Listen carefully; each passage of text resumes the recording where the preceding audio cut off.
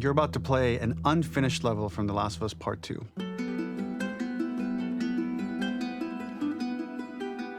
The reason we added this section is there are a few sequences, and we picked the 3 of the best ones, that we cut from the game. Often we build a game that's much bigger than what ends up being the final product.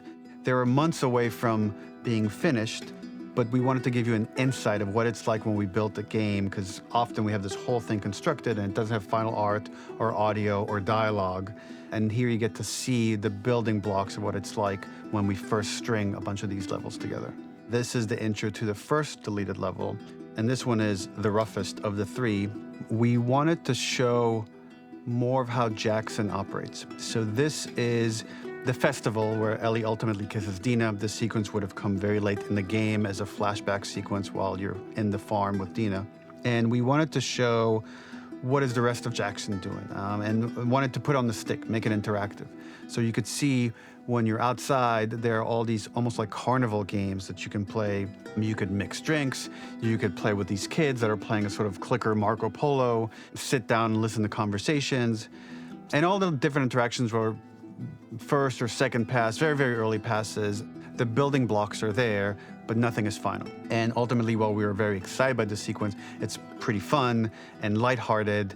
It just slowed things too much as we're barreling towards the end of the story at this point. So again, reminder, rough, missing audio, missing animation, missing gameplay tweaks, missing dialogue, but pretty representative of what it would have been. So enjoy.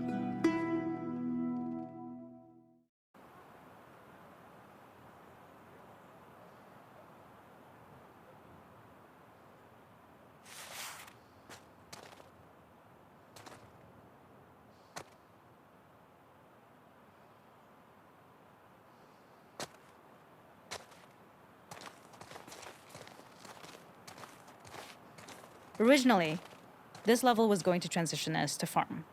We would go all the way through to the dance, where Ellie and Dina share their first kiss. Then we would play through farm, and when Ellie plays the guitar at night, she would remember the Seth incident. So, the opening for this was a little tricky.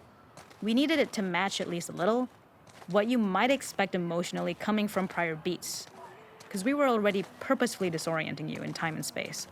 Remember, you just came from this huge fight. To jump straight into it would have been a little too jarring.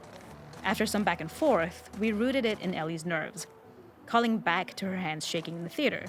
But this time, for a much more innocuous reason we'll find out later. She's nervous because she has a crush on Dina, who is the only reason why she's here at the dance. Something we really wanted to do was highlight the way their lives had turned upside down since she went down this path. We had this idea of recontextualizing all of our usual gameplay mechanics that were designed for really violent ends. The workbench, door bashes, throwable weapons, and even the infected, which is my personal favorite.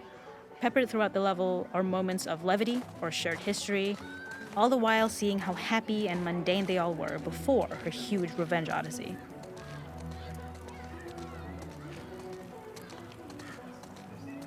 We use our workbench a lot to make a lot of things that kill and maim and hurt people. Here, we had the silly idea of using the same feel, harkening back to the same animations, using the exact same UI to instead fix a drink. Like the workbench, you could pick your base, and then you could add something to it. And at the time, we had some different reactions from Ellie based on how strong you chose to make the drink. Something we wanted to prototype, though, before it got cut, was picking up some ingredients around to add, like a lime or maybe a bottle of someone's favorite whiskey or salt, like you were earning upgrades. We also toyed with having Ellie carry around the drink you made and occasionally sip it, psyching herself up to go talk to Dina inside because she's nervous. It got too noodly though, because she would need to keep placing it. It is not a festival without one of these throwing games. This one, of course, uses our throwable system where you're often chucking explosive things or stunning things, but for a more wholesome purpose, although some people take this game really seriously. A fun aspect of this is if you did well, you could win a toy here. Ellie would place it in her pocket. If you had done this, you'd find the toy with JJ, the baby, later back at the farm. When we cut this, the toy made it through anyway because it was so cute. It is the same one you see on the tractor at the farm. Ollie the elephant.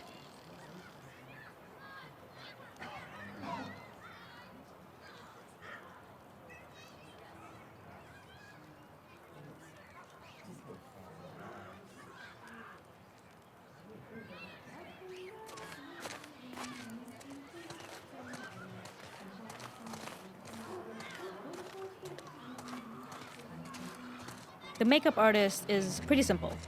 It's one of those little in-game scenes we peppered in to make it feel like Ellie had roots in the town. Hallie, our writer, mentioned that in her mind, an ex-girlfriend of Ellie's tattooed her arm to cover up her scar. So we figured this might be the only time you get to see that. We wanted to hint at it and allude to it and make it feel like there had been so much more that had been happening and so much more that Ellie threw away.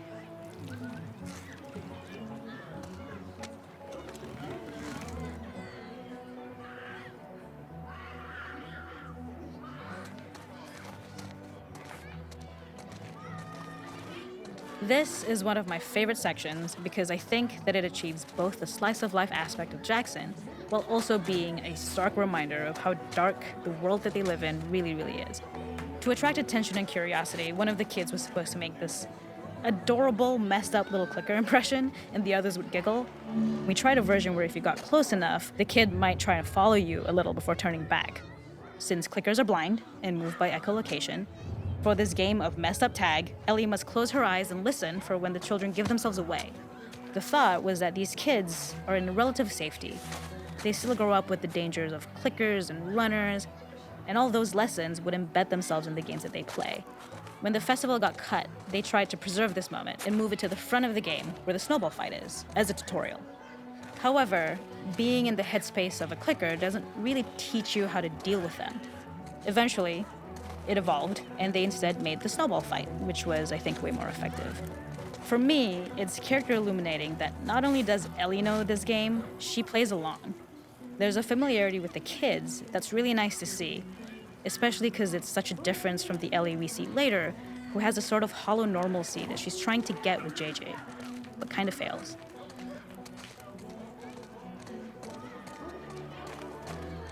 There's a hidden spot at the back that was just a bit of fun. It was highlighting Jackson's normalcy with something we would find in a real world.